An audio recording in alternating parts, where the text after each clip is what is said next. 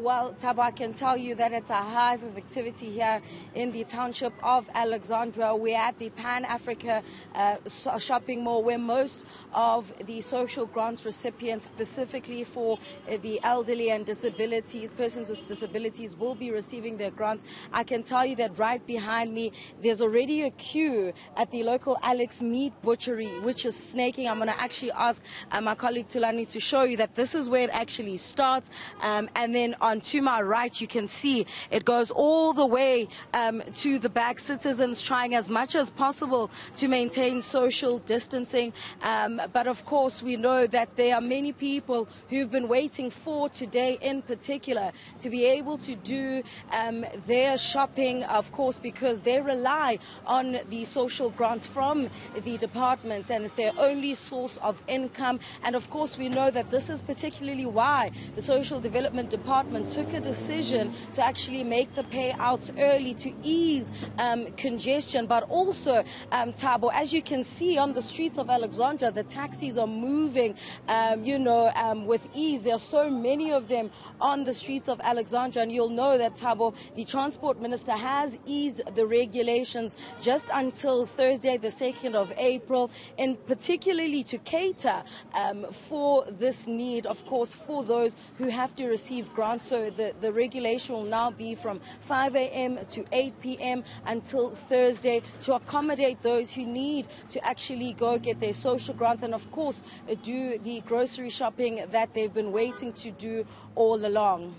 Now, Zianda, this was, of course, announced going to be a staggered approach, starting with the elderly and those living with disabilities. But it looks like everyone is lining up. Is there a chance of them being turned away?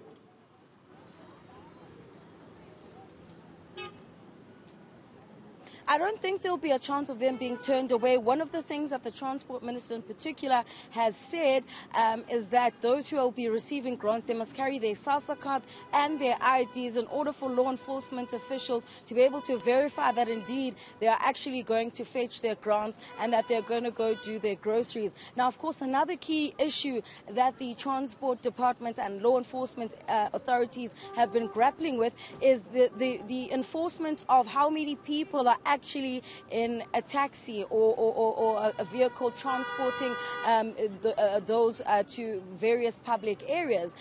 You'll know that the regulation is that there must be, if there's a taxi that's meant to carry 14 people, it must carry actually half of that. And we've seen ourselves just driving through the streets that some taxi operators haven't actually been following that particular regulation. The argument has been that because of the limitation to the number of taxis that before this week, of course, there was a limitation to the number of taxis operating on the street.